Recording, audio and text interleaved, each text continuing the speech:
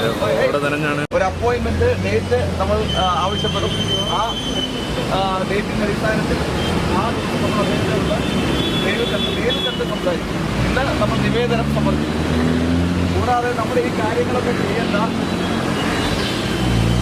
നമ്മുടെ ഗവേണിംഗ് ബോഡിയുടെ executive chairman എന്ന് പറയുന്നത് പട്ടികജാതി വികസനത്തിൻ്റെ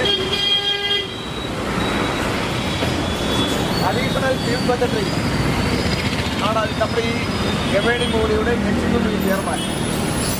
അദ്ദേഹത്തെ ഇന്ന് നേരിൽ കണ്ട് അദ്ദേഹത്തിന് ഈ നിവേദനം കൊടുക്കുകയും നമ്മുടെ ആവശ്യങ്ങൾ എല്ലാവർക്കും അറിയാവുന്ന കാര്യങ്ങൾ തന്നെയാണ്. പല പ്രാവശ്യം നമ്മൾ നിവേദനങ്ങൾ കൊടുത്തിട്ടുള്ളതാണ്. എങ്കിലും ഈ സമരത്തിൻ്റെ ഭാഗമായി നമ്മളുടെ തീരുമാനങ്ങൾ, നമ്മുടെ ആവശ്യങ്ങൾ ഇന്ന് എക്സിക്യൂട്ടീവ് ചെയർമാനെ കണ്ട് നിവേദനമായി നമ്മൾ സമർപ്പിക്കും.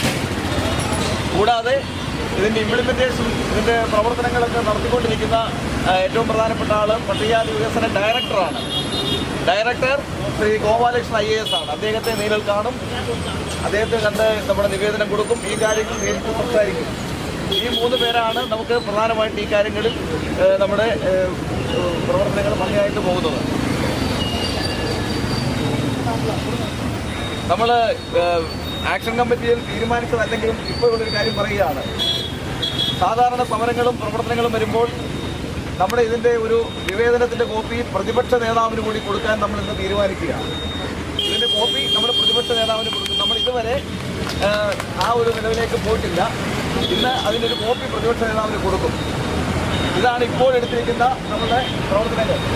തുടർന്ന് ഈ കാര്യത്തെ സംബന്ധിച്ച് പട്ടികജാതി വിഭാഗത്തിൽപ്പെടുന്ന മധ്യവർഗ വിഭാഗത്തിൽപ്പെടുന്ന 15 MLA-മാരുണ്ട്.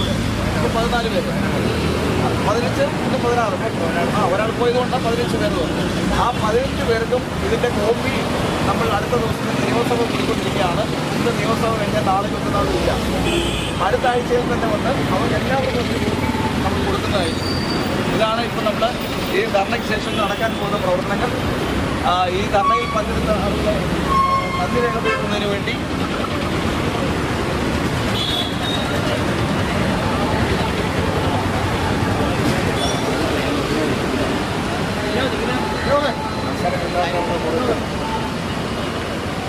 നമ്മുടെ ഈ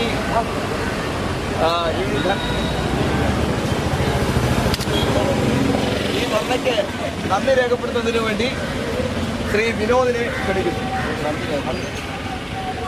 പ്രിയപ്പെട്ട രക്ഷകർത്താക്കളെ, നമ്മുടെ ആവശ്യങ്ങൾ വളരെ പ്രധാനപ്പെട്ടതാണ്.